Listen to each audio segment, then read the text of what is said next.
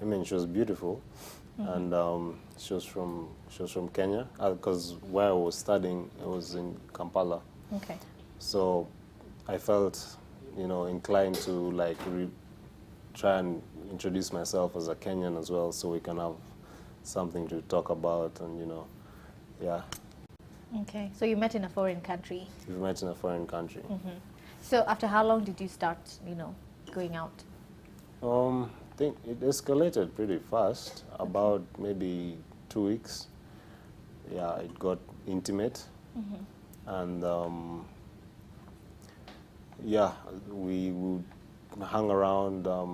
We're in a business environment. It's an artistic place, so you're always in your work, and yeah, we'd find time for each other, but I started noticing some chinks in her personality. It wasn't coming across as genuine, and I felt like maybe there's something underlying. Maybe she has her own personal issues, so the next thing I did was I tried to approach her like, maybe, Nyambie, what's wrong? Like, you can open up to me. Yeah. And she did. She mentioned something which I did not expect at all. She said that she's an orphan. And so I took a step back and I was like, okay, that is not easy for anyone to go through. Not knowing your parents, yeah. And me personally, having had lost my dad a few years prior to meeting her, I felt some kind of, empathy towards what she has had to grow up with, and so yeah, so now that made me like, okay, stick around, despite the fact that she was being quite hostile. She was emotionally withdrawn, which was the first thing I noticed. And she had a fake smile, she would switch personalities, like, I was like, I just couldn't understand, like, I'm here, like, I've opened up my heart to you, I've given you my ear, and I was hoping that, since we like each other in a way, or that's what I felt at the time, that maybe should, like, maybe, I guess, change or, act like, a two-way thing, like, I'm showing like, I like you and I treat you well, and I was not, it was not reciprocated. Okay, so it was one-sided. Yeah. But what made you stay? What was that major, or what are some of those things that made you stay? Despite the fact that you knew that this was toxic, it wasn't good for you, what made you stay? What made me stay was, I felt the need, so to speak, to like be there for her. She was the victim in this, yeah. Despite the fact that she was like literally just, like putting me at arm's length. And also she was quite intimate, and it was like bipolar, like she would be intimate and then she would be hostile. So I think I developed some sort of like Stockholm syndrome, like, I started liking her abusive behavior. You got used to it. I don't know how it happens. Yeah, it's like you convince yourself that it's okay, and you also convince yourself like maybe she'll change. Okay. So yeah, I think that's what keeps people around, like, because you really like this person and you're like, why am I not the person that would help her or him, whoever you're with? Yeah. Okay. Thank you for sharing, Abraham. You're welcome. Clearly, when Abraham is sharing, there's so many things that are coming up, and maybe I'll stay with the counselor for now. First of all, maybe you'd start by defining for us, what is a toxic relationship? How do you define it? What are some of the characteristics of a toxic relationship? So, generally, a toxic relationship, what are you looking for? Because we are all in relationships. And like you said earlier, it could be blood relationship, it could be a romantic relationship, it could be platonic relationship. Yeah. But at the end of the day, what are you looking for to say, I am in a toxic relationship? And so for lack of many words, I would just use, or rather define, a toxic relationship as a relationship that is highly characterized by behaviors that are mentally, emotionally, and physically damaging. Now remember, it takes two to make a toxic relationship. Okay. Yes. So you can't be in one alone. No, no, no, no. It takes two. Okay. Because if you listen to what Abraham is saying, at some point, the lady was bringing the toxicity, that's what again?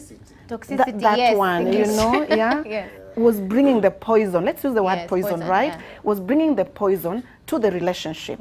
But then at some point, it got used and it started seeping into into the poison. It would feel like, I need to do this for her. I need to be there for her, because you're asking, why did you stay in? Yeah. And one of the biggest reasons why majority of us stick into bad relationship, into toxic relationships, is because we tell ourselves, I am the only one who can be there for him. If I'm not there for him, who will? No one will understand him the way I do. Isn't it? You play I have to be- savior. You play savior. Yeah. But in the reality, what are you doing? You are fueling. And they keep on bringing it on. And you keep on sipping. And you just keep on going and going and going. And before you know it, it becomes your new normal. Yes. And you'll be surprised if you get in another relationship and it doesn't have these behaviors which are damaging. You will wonder, what's wrong with this chick? Yeah. What's or wrong with guy. this dude? You know, why is he not behaving in this manner? Yes. All right? You just have great sex. Yes. All right? I'm a counselor, so we call it the No, way it's it fine. is. Please, you go know, ahead. just had great sex, and then someone is slapping you. You are still on the same bed where you've just had a good session, but now someone is slapping you. And with time, you get to start defining the way of having sex with some damaging behavior, with some abusive, with some aggression. And before you know it, all your sessions will be characterized by a lot of violence. Okay. And you hurt each other to the point of you can even kill each other in the process. And it becomes the new normal. And you can't tell me anything else. That is the new normal. Okay. Another reason why people really stick into those relationships, if you listen to him, what happened? His self-worth goes down. Exactly. He gets a distorted self-image. Yeah. His self-concept, which is the body image, you know, someone keeps on telling you, you know what, Grace? Look at the way you are thin, or look at the way you're skinny. Nobody else can be with you apart from me. So your body image gets distorted. And you start believing what they're telling you. And you start saying, now if actually DJ Mo can accept me, hi DJ, if he can accept me the way I am, and for sure when I look in the mirror, I am really skinny, I'm not good for anybody else. Then your self-image, you know, every other time they keep on telling you, you know you're stupid. All right? You know you are good for nothing. You can't even do my laundry. You can't even do my dishes. What have I married you for if it's a romantic relationship? Yeah. What are you here for? You know you cannot even give me pocket money. You cannot do this for me. Why are you my boyfriend if you don't have money? You cannot ask, so you are not man enough. Your self-image. And you start thinking about yourself as a loser. Then your self-esteem just takes a Goes dive. down. Okay. And then your ambitions in the future, where are you? You can't look forward into a happy marriage, into a happy working environment, having a normal relationship with people, because your goals, they just die because you believe you are not beautiful enough, you believe you are not good enough, you believe, and you don't even feel good about yourself. So it just kills your goals. And so what happens in that roadcaster? At the end of the day, addiction comes in. So you jump from one toxic relationship to another. And if it is not characterized with those behaviors that of the poison, you don't stay in there. So now you have it's not conducive for it's you. not conducive. You're used to the harsh one. It's not the normal. Yeah. All right? Okay. Okay? Yes. Okay, thank you so much. There's an aspect of playing victim, I think Abraham brought it up. But before we get to that, maybe for you, Apostle, toxic relationship. I've seen this happen in the church a lot, because as much as we talk about, the relationship, platonic relationship, blood relationships, we also have church relationships. Yes, we do. Especially either with the pastor and the congregant, or amongst the congregants themselves. Yes. Maybe what would you have to say about this? All right, maybe what I can add to what has already been said as well is toxic relationships, they are of different levels. All right, we have, excuse me, toxic relationship from between the parent and the child, where the child just grows up in an environment where they are broken, and they grow up knowing that this is how life is lived. And sometimes somebody actually gets the right kind of relationship from their childhood, but they grow up finding other relationships, because we have the relationship between a friend and a friend. We have one between, as has been mentioned by Abraham. We have also the relationship between pastor and the congregant, and the congregants, as you've mentioned. So people come from different backgrounds. Yeah. And sometimes I always say that hurt people or broken people, they break other people. Of course. And when somebody's hurt, that's what they're used to. It becomes like a drug to them. And sometimes, even though somebody can say, I will not do what I saw my parents doing, I will not be what I saw my dad or my mom being like. Because sometimes it's a pattern that you've inherited, you've received it from the family. Yeah. And we sometimes don't play the kind of upbringing somebody has, but if you come from an environment where it has been harsh, it's been hostile, it's very easy for you to repeat that. And even though somebody will say, I will not do this, I will not do that, yet when they grow up, because that's the only pattern they have, unless they make a conscious decision to break that, but also leaning upon God, because in church we have so many people who are broken. That's true. And sometimes even people leave church because of other people. It's not like the pastor did anything or something else. I personally have seen that happening within Apostolic Revival Church, where I minister. Somebody will just walk out and they will say, you know what, if it's because of so-and-so, I don't feel like I can be here. So it's there in church as well. And even though you try to convince them that you can stay behind, but they feel because so-and-so is also part of this church, I can't be here anymore. So I find that there is something that someone has already grown up with, and because people come from different cultures, they bring that into church as well. And so it just becomes a pattern that when they move from one church, because somebody has said, I'll leave this church and go and find a more perfect church where I shall be more blessed and people will accept me. Accepted, yes. But Received. I tell people that, if you left a church to go and join another church because the relationships, they are not working, it's something that will just be a repeated pattern, because you yourself, you're not perfect. And you are not dealing with the issue. Exactly. Okay. So if you go and join a perfect church, you will make that church imperfect because of the things that you're already carrying. Exactly. So it's important to deal with what has already been hurting you, Yes. heal it, work on it. If it's people, I always say when it comes to toxic relationships, just like Abraham has mentioned, there's a level where you can work things out. There's a thin line between where it gets toxic and where it's not toxic, because initially, every relationship has bad things in them. Every relationship, you'll have people who maybe they'll say a word you don't like, or they'll do something you don't like. But it's when it's repeated, when it's consistent, when it's breaking you down, when you don't feel good about yourself anymore, that's when now it begins to be toxic. And from there, you need to either decide it's something I'm working on, or it's something that I just need to let go. Yes. Okay. Yeah. Thank you so much. You brought in the aspect of moving from one to the next, thinking the next one is going to be better. Yes. But probably you're the one who's having an issue. Exactly. And I mentioned something to do with playing victim. You mentioned that when you asked Abraham, when you asked your girlfriend what was going on, she brought in the aspect of being an orphan. Yeah. And, riding on that aspect that, I am an orphan. There are two things, and maybe for the counselor to address. Issues in, toxic relationships where the person abusing, because they don't want you to leave, they will play victim and want you to feel sorry for them. And as you said, you feel like you're the only one who can deal with that issue. But maybe for you, Abraham, what caused you not to leave? Because again, you were giving to this girl and you felt like you were supporting her enough, you had become used to it. But what made you leave now? What was that point when you said, I'm done? You put it exactly the way I was imagining it, playing victim. From my perspective now, looking back, I can see that it was all calculative and manipulative, because It's true. what I hear about her is that she's, you know, she may have grown up as an orphan, but you know, she was in an orphanage that was, you know, provided that, you know, that feeling of love and care. Family. It's a well-off, like, it's not like shabby or whatever. It's like, you know, like, so she was manipulating my emotions. Okay. You know, she was using that, like, you know, looking for pity and all that. Because the way she even came, it was like all of a sudden, like, it wasn't like, it didn't feel organic, it didn't feel natural, the way she approached me about it. She just came abruptly one time to my room and she was like,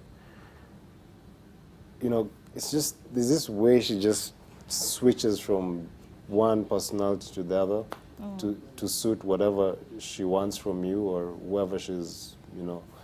And I think, honestly, I think she was showing some narcissistic behaviors. And, you know, many people are not aware that they're being manipulated because, you know, an emotional reaction is, it's not, you're not really thinking, you're feeling, you know. And being a normal person, you know, you want to show empathy, right? And the thing about narcissists is that they don't have empathy. Yeah. Yeah, they're very good pretenders. It's like they've mastered you. They know how to Yeah, they play know. with your emotions and Yeah. what will make you tick. Exactly. So I was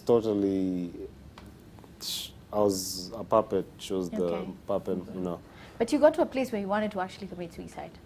Yeah. What happened? What caused? What calculated, or rather pushed you to that place? Well, yeah, during the relationship, I would get hurt. Like, you know, she would shame me. Like, you know, she's like, you know, your dad was such and such, but look at you right now. You know, you're dressed in some funny clothes. You know, like she would find ways of just making me feel really bad, and then she would send me a message like, "Come, let's go and have sex." You know, so, you know, that it's a torture method. Like, you know, I don't know what she wanted from me, but I know that's one of the techniques they would use. Like, they would hurt you, and then they would offer you food or water. Yeah. You know, so it just discombobulates you, and then you just give in to whatever they want. It's like you need them. It make you feel like you need them. Exactly. You know, like. Or even maybe they master what you like. What you Yeah. like, exactly. And so they Yeah. give you that. Yeah.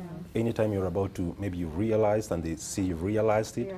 now they want to, they give to you what you like, so you stay in stay. the relationship. Exactly. And to realize most of the time they have only one thing to give. Yeah. Because one of the signs, because we should be highlighting what are the signs and symptoms of a toxic relationship, what to look out for.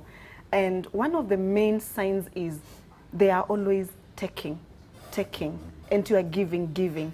But when they give, they master one thing, if it's the sex, and they perfect it.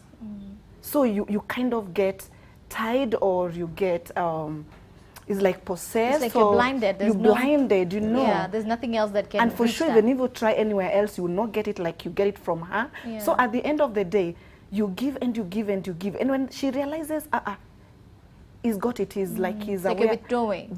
Withdrawing. Or he's getting overwhelmed, comes and gives one thing. Yeah. They never give more than one.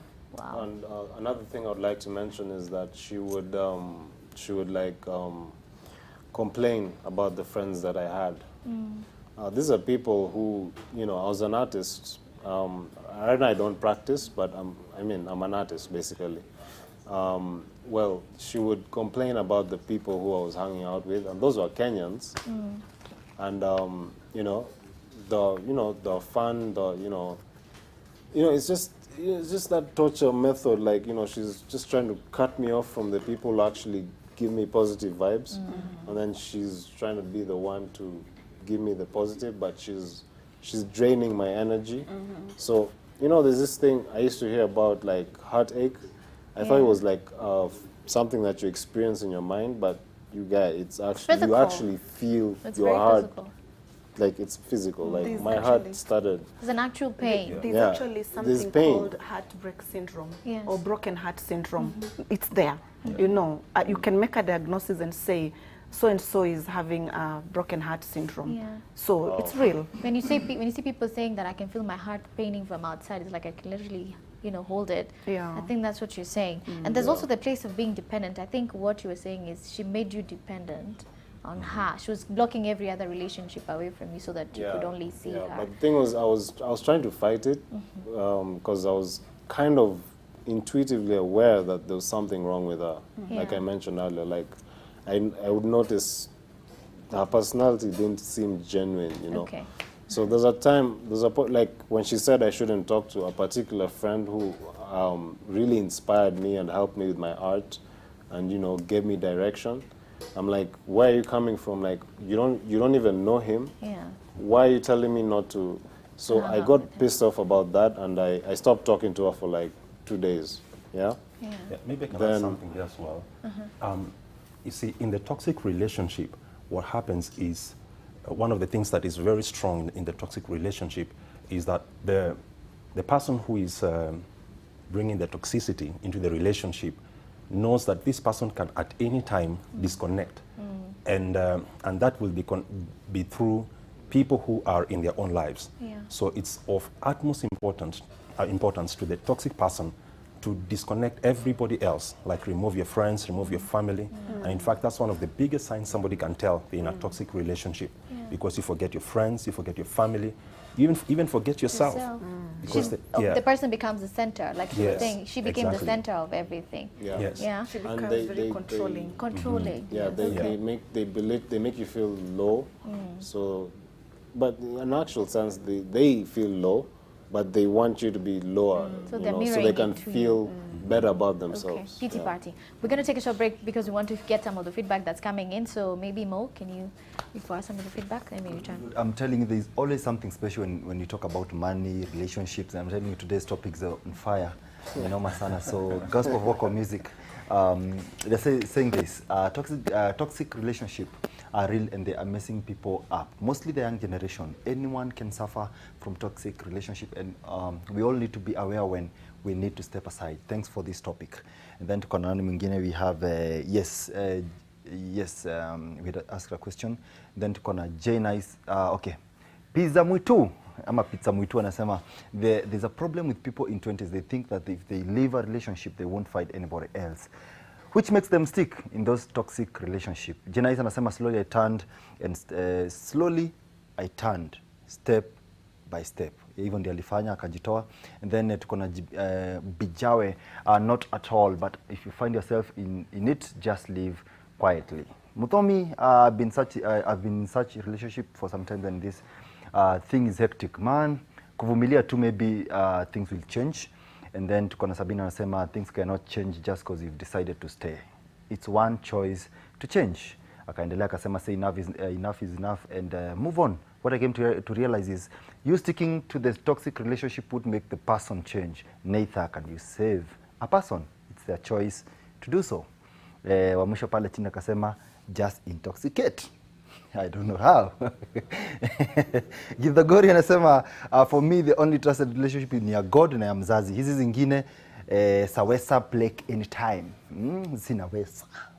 Joy Teacher anasema by walking away staying can cost your life. Tuangalie something from the other side. Watching from Tokyo, Salimia Kirapa, my church buddy. If one's not toxic, staying in a toxic one does not add up. Okay. Campus anasema it's in the issue of toxic relationship, I simply bail out and move on. What else do we have? Tuangalie Musha left on the Facebook haraka. People stay in toxic relationship because they think that the other part will change, but in most cases it never happen. I believe the only way to deal with a toxic relationship is to leave. I mean, run for your life. Facebook naona pale, thank you, Crossover 101, that's our Facebook handle. This is hell. I have seen many and it doesn't end up well. Jared anasema ask God for intervention. Any other is temporary stop over. Bernard anasema you drink a lot of water, it works wonder. Some toxins are dissolved and some through sweat and urine. Undi anajua kutoxicate. Oh wow, tunaona ulifanya bio, good job, keep doing that. Toxic anasema simply walk away. Alafu Bonnie anasema relationship can stress me. If not working, I quit for good. Was born alone, I will die alone. First anasema nothing, you just stay. I think I relate to the toxic ones. June anasema you simply quit. Alafu Janet anasema walking out. Bex, quitting is the answer. Toxic people really change. Samuel amejitolea pale akasema yes, first you are allowed to terminate toxic relationship. You're also allowed to walk away from people who hurt you. You are allowed to be angry and selfish and unforgiving. But you have to know that you don't owe anyone any explanation for taking care of yourself. Mwingine pale pia amesema just detox, simple. Wow, we see you guys. Sandra anasema I always believe in walking away and silence. I had been in such kind of relationship for 3 years, and every time I went back after being apologized to, I always believed that he would change, and plus I never wanted to start a new relationship. I always told myself it's tiring to start all over again, till one day after gaining courage I walked out and went into silent mode, no picking calls, no replying texts, talking to friends, and I avoided being alone till after 2 years when I was ready to be in the next new relationship. Elvis anasema I just revised my steps and give the rest to Jesus Christ. To Jesus Christ, thanks for the show Crossover 101. Katana anasema it's never that easy. At times you choose to stay even though it hurts, but you never let go and let God. Oh, this one person mwenye amesema they choose to stay regardless. Real, I would just find the best way to get out of it without hurting. Now mwisho pale Mokaya, it's hard to walk away, but with time God will give you a way to walk out. Crossover 101. Thank you so much guys, keep them coming. Ziko mob, but we'll be trying to, tutakuwa tunajaribu zenye tunaweza, but keep them coming. Utuambie kama ushaikuwa kwa moja, or even your friend or your auntie, your mom, yourself, and then we'll be able to discuss any question. Always pia ilete pale tonini, tutaweza kuisort au sio? That's it. Back to Grace. Thank you so much for the feedback. That's amazing. A lot of people are writing and saying, just run, walk out, get out, wake up, you know, retrace yourself back to yourself. Detox. Drink a lot of water. I don't know. Yeah. Drink a lot of water. But you know what? It's easy to say. But ideally, when you're in that relationship, and like you know, Abraham was saying, a lot of times you will want to leave. You know, a lot of times you want to leave and someone else said, I was in it for 3 years. I go, I come back, I go and come back. And some of the things that happen is, you know, knowing how to deal with that withdrawal symptom. You know, when you're withdrawn and you feel you miss him or her, how do you get back? But before we get to that, maybe diagnosis for you as a counselor. Yes. Some of the signs that show that I am actually in a toxic relationship, briefly, before we get to the healing process. Okay.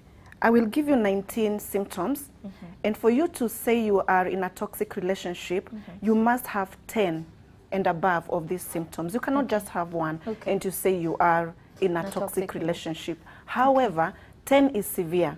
Okay. All right? If you have one and maybe it's aggression or violence, you're already in a toxic relationship. Okay. But it could be mild. It's easier to deal with. You know, as it gets severe, it gets hard. And so these are the symptoms, signs and symptoms of toxic relationship. One, shortage of autonomy, whereby you are never allowed to say no. You are supposed to always be saying yes. Okay. All right? Lack of trust. No matter what you do, this person can never seem to trust you. Okay. Who are you talking to? I'm talking to my mom. No. Who are you talking to? Chronic poor communication. Now, remember, there's nothing like lack of communication, because even when you are not talking, you are communicating. So it is chronic, meaning prolonged poor communication. All right? Like you are talking, the other person is never listening. Or they are always talking, they never let you talk. Okay. All right? Laced with dishonesty. All right? They never tell the truth no matter what. It feels uncomfortable. Yeah. You're just in that and you can tell something doesn't feel right. Okay? Brings out the worst in you. When you're with this person, the demons in you tend to be the ones that are very pronounced. All right? You can't pray. You can't you can't be productive. You just sulking. It brings the worst out of you. It is all about giving and not taking. You realize you are always the one to give, you are giving, or you are always receiving, and you are not giving. That's a sign. Feeling drained, emotionally, psychologically, physically, you're feeling drained. Constant judgment, they're always judging you. Persistent unreliability, they cannot be reliable for anything. Continuous disrespect, okay? They can never respect you no matter what. Even in front of your mother, they can't respect you. They can't even put a decent dress for your mother. Yeah. How bad. Mutual avoidance, you know. Ceaseless control. They're always controlling you. Persistent self-betrayal. You give in to your opinions. They don't count. You just want to, yeah, it's okay. What do you want to eat, babe? Whatever you are having. You can't have your own personal opinion. Vibes of entrapment. You feeling like you are chained. You are in somewhere, in prison. That's a very bad sign. Packed with uncertainty. You can't tell about tomorrow. Where are we going with this relationship, right? You can't tell where you're going. Diminishing your self-worth. You always feel very unworthy when you are with this person. And then filled with negativity. Babe, what are we, where do you see us in the next 5 years? We'll be dead. Oh, wow. I mean, negativity. Yes. When are we moving to our own home? With what money? Yeah. Everything is negativity, you know? And then that relationship just makes you unhappy. Okay. If you have 10 and above of these symptoms, please come and see me, because you are living in a severe toxic relationship. Okay. If you have one and it is bad, you know, then you have you're in a mild toxic relationship, still seek help. So don't wait for it to get to 10. Don't wait Seek for help it to get before. to 10. Okay. Yes. And maybe now, as we get to Apostle, some of the stages of healing, because like we said, pain is also an addiction. You know, briefly before we wind up, pain is an addiction, and every addiction brings the place of dependency. You feel like your life is dependent on this thing. When you withdraw or when you run away from it, there are always things that will remind you. You miss it. You want it. You know. So maybe for you, as we wind up, some of the healing processes that you have to go through, getting out of a relationship. Yes. I think also it's good to understand that before I can get to the healing process, there are some key things that somebody must have within their own hearts. Yeah. One is that you must be happy within your own self first before you get happiness from another person. Most people want to be loved, whether it's love from a parent, love from a friend, love from, you know, in a romantic relationship. All that is love, and most people want that. Actually, people look for that, and that's what drives people into the toxic relationship. Yes. Now, if you're not balanced in yourself, by yourself, you will find that somebody else will be validating you. And their validation may be something that is actually broken, because they'll come to you and they'll tell you, this is the love that you deserve. This is what you should have. And if you're not watchful, you begin to receive that, not knowing that they're actually tearing you down. I always say that it's good for you to know, first and foremost, that I was happy before I met this person. And if you look at them and you see they are actually drawing away your happiness, they're eating into your happiness. I'm not happy anymore, I'm not myself anymore. I don't do the things that I used to like to do anymore. I'm only doing things that please this person. You already know that now it's getting toxic. Okay. So in coming out, it's important to first realize that you've been on all those steps as it is, more than 10 of them that has been mentioned. And now again, begin to, because toxic relationships, you don't basically, you don't just work on it and say, well, it will be okay with time and so on. Once you realize it's a toxic relationship, most people have said it already online, you detoxify, you run, you disconnect. It's good to gracefully begin to walk away from that person. It's like you plan your exit. Plan your exit, yes. Yeah. Do not necessarily just run, because as well, you know, you're dealing with another person. It's true. Sometimes it's good that you can pray for them, because like I mentioned before, hurting people hurt other people. It's true. So you understand that this person cannot be hurting me, could not be toxic towards me, except they receive that themselves from someone at some point in their lives. So pray for them that they would heal, but also at the same time begin to plan your steps of exit, which means you reduce your contact with them. Some people have said, you know, just going on a silent mode, but basically begin to walk away slowly. And sometimes it's good, as has been mentioned as well, find someone whom you can confide in and just let them know this is what I'm going through and I want you to help me to walk out of that. Because to walk out by yourself, I'm not sure how Abraham walked out. It's not easy. But with somebody else, sometimes a man of God, a woman of God, a counselor, and so on, you begin to find that, yes, I have the strength, I can walk out of this. And little by little, you find that, yes, I am coming out. But eventually, in the toxic relationship, you will not work it out. Because remember, by the time you're getting to number 10, you tried working it out, but it didn't work. It's getting worse. It's getting worse, even if you feel like, sometimes even people get suicidal. I believe Abraham got to the suicidal part. And that is just telling you, like, you need to run, you need to walk out. Sometimes also prayer is very important because you try to walk out, they still pull you back. So you cry out to God, you say, Lord, help me. I'm in this relationship. Sometimes it's abusive physically. I feel like maybe I'm going to die in this relationship. Help me to break out of this. And when you cry out to God, the help will be right there. The help comes. And it's Thank you very so much. important Briefly, for yes. us to note this. We're talking about the other person. I want us to come to now the You as you. a person, I want to address now the you. If you are watching and you're probably in a toxic relationship, ask yourself, who am I? I could be the one who is bringing the poison in this relationship. And so you realize you have a sequence or a series or a pattern of toxic relationships. You could be the one who is working in it, in a relationship with, you know. And so what is the steps of getting out? Self-awareness. Sit down and ask yourself, who am I? Jijue, jitambue, jielewe. You know that I am a bitter person. I am an aggressive person. And so every relationship I get into, I get this cute girl or this cute guy, I will always bring in my poison. And so it will never work. So it is two-way. So number one, the most important, self-awareness. Search yourself. Go and do personal development classes if you have to. See a counselor. Go to the pastor. Make a point of knowing who am I. And the minute you know who you are, if now you walk in a relationship, you will not give the poison. And if you walk in a relationship and you see poison, you will be able to identify poison. But most of us, we can't identify poison because we don't know how it looks like, because we are poison already ourselves. Yes. So self-awareness is very key. All right. And for you, maybe final word, because time is far much spent. Final words?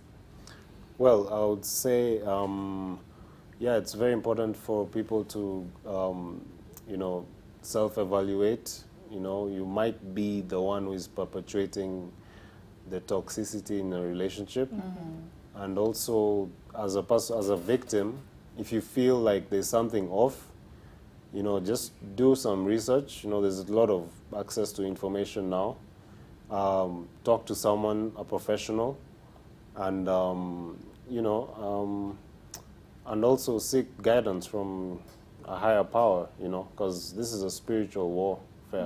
You know, it's above our, you know, as human beings. So I think, you know, just get the information, take the necessary steps to help yourself, because at the end of the day, we're one family, we're human beings, we're meant to be, you know, in harmony, to live in harmony. And yeah, I hope that anyone who is suffering, feeling like they can't get out, there is hope, there's a way. Yeah. Okay, great. Thank you so much for coming and for, you know, speaking to millions of people who have, as Mo was saying, this is something that is very close. You can tell from the feedback. A lot of guys have gone through this, and many people don't know that they're, you know, in it. Friendship, relationship, but I think it's important. And what we're saying most importantly is that it's a process to get out. So don't beat yourself because it's the first week and you feel bad. Get out, walk out. The counselor said seek help. The pastor said seek help as well. Find a pastor to work with you, find a counselor to work with you, but most importantly, start believing in yourself. I think the self-talk, talk to yourself, tell yourself you're worthy, tell yourself you are good enough, you know, so that you don't expect it from someone else. Okay, so that marks the end of our conversation, but remember, we still continue on our social media. We'll be engaging even on Facebook, Instagram, and Twitter for more feedback. So yeah, do that, and let's see you on the other side. So Mo?